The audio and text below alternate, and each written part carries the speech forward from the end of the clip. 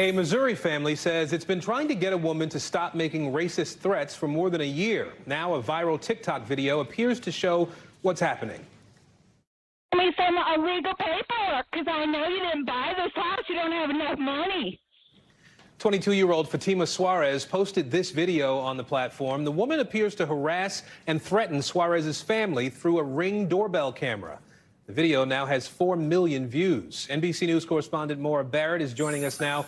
So, Maura, what else did the family say about its experience in the last year?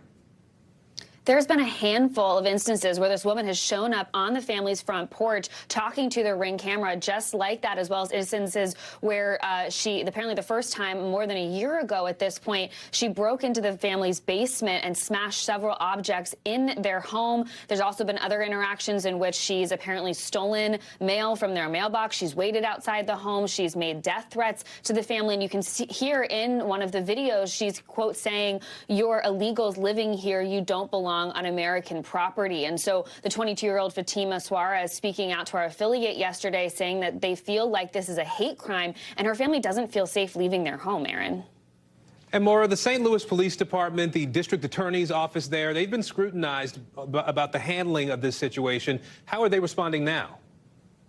So I actually spoke with a source familiar with the investigation earlier today, as police haven't confirmed about whether or not the woman had been arrested to us in connection with these incidents. And the source that I spoke with said that essentially what happened was an arrest warrant had been filed by police, but it wasn't marked as urgent or violent in terms of when it was elevated to the attorney's office that would ultimately prosecute or decide to bring charges. So at this time, no charges have been brought, but considering the buzz that has been picked up by this, the prosecutor's office did tell us that they are elevating the case and they're waiting for video evidence to be submitted, because those videos that were posted online apparently were never passed along by police either. So those were some of the cracks that this case fell through. But again, this has been going on for more than a year, repeated incidents at this family's home. And so the family really looking for both police and the attorney's office to take action, Aaron. All right, we'll see how this goes now. Maura Barrett for us in our Chicago bureau. Thank you.